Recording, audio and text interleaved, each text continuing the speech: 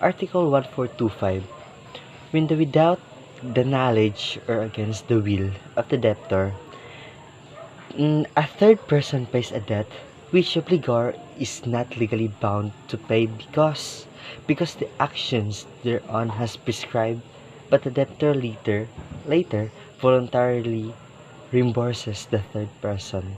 The obligor cannot recover what the what has paid reimbursement of third person for debt that has prescribed if reimbursement uh, reimbursement of third person for debt that has prescribed if a third person pays the prescribed debt of the debtor without his knowledge or against his will, that the latter is not legally bound to pay him.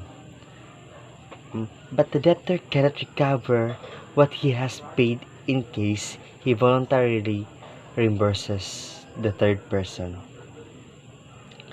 So the meaning is like the meaning of Article 1425 is the assumption in Article 1425 is that the payment was not made of a donation under Article 1238, kumbaga, which would not require a reimbursement. This pertains to a payment made by a third person as a fulfillment of an obligation. So, if a payment has made with the consent of the debtor, there would not be a problem because the obligation arises between them. The payer or the payer like a third person because the creditor to the debtor. So therefore the payer or the third person must be reimbursed for what he paid and in condition to what they had agreed upon. Is Article 1426 when a minor between 18 and 21 years of age who has entered in a contract without the consent of the parent or guardian, after the annulment of the contract voluntarily returns the whole thing or price received, notwithstanding the fact that he has not been benefited thereby. There is no right to demand the thing or price thus returned. So the restitution by minor after annulment of contract. When a contract is annulled, a minor is not obliged to make any restitution except insofar as he has been benefited by the thing or price received by him. So however, should he voluntarily return the thing or price received although he has been benefited thereby, he cannot recover what he was returned. So it means in that case, legal age to enter into contract has now been reduced to 18 years old by virtue of Republic Act No. 6809. Thus, this article applies only to persons below 18 years old. So, the contract entered into by minor shall be deemed voidable if thereafter the contract was annulled due to his minority, but later after reaching the majority age, he voluntarily returned what he received from the other party. So he can no longer recover what he had returned, even if he had to reach the age of majority, but return the whole thing or price he received, and he can no longer recover what he returned. The return, however, must be voluntary. Hence, if not voluntary, the minor can recover what he returned or paid. Natural obligation authorizes the retention of what has been delivered or paid. Minor active display present himself to be of legal age. He is stopped by disavowing his own contract. Article 1427. which is when a minor between 18 and 21 years of age who has entered into contract without the consent of the parent or guardian voluntarily pays a sum of money or delivered a fungible thing in fulfillment of the obligation. There shall be no right to recover the same from the obliged, who has spent or consumed it in good faith. So, if a delivery by minor or money of fungible things in fulfillment of obligation, by the decree of annulment, the parties, as a general rule, are obliged to make mutual restitution. Restitution in Art 1398.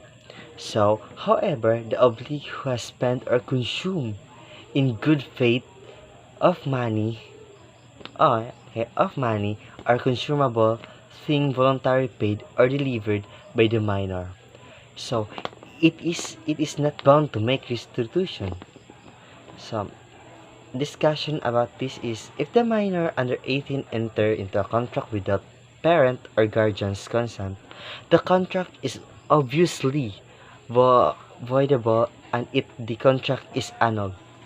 The court may order the restitution or what had been paid or delivered by the minor.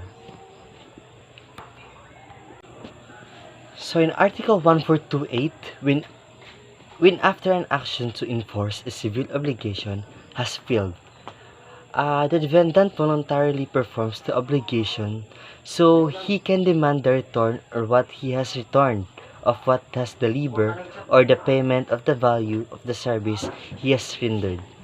So, in performance after action to enforce civil obligation has failed.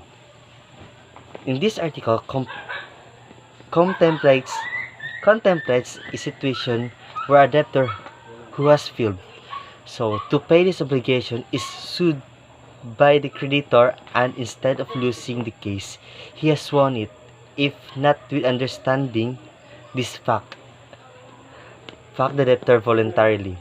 So it is performed his obligation, he cannot demand that return of what he has delivered or the payment of the value of the service he has rendered. So he must be deemed to have considered it his moral duty to fulfill his obligation.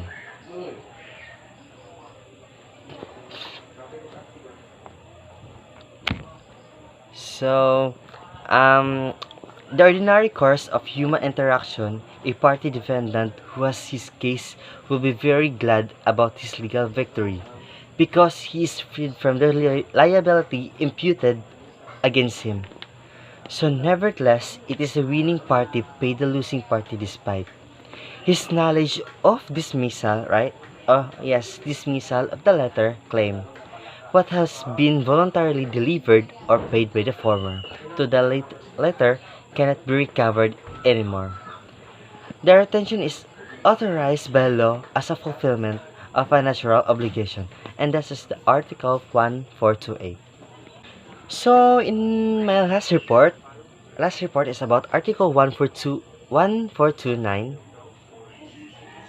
1249, I mean, when a testated of in state here voluntary pays a debt of the descent exceeding the value of the property which received by will or by the law of intestacy from the state of the deceased, the payment is valid and cannot be resisted by the payer.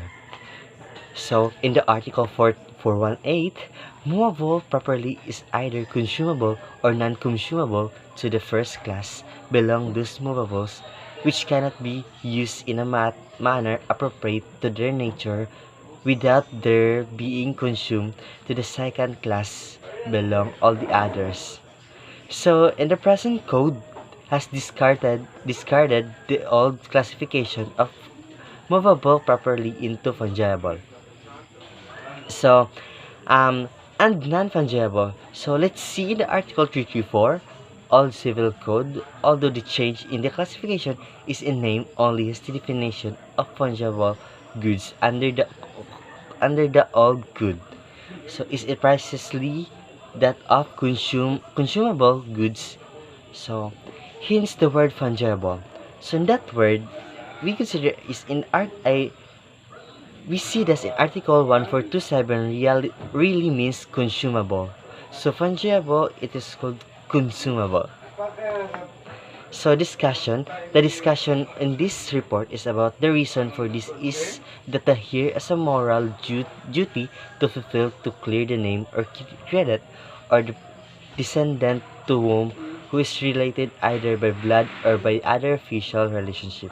And that's all.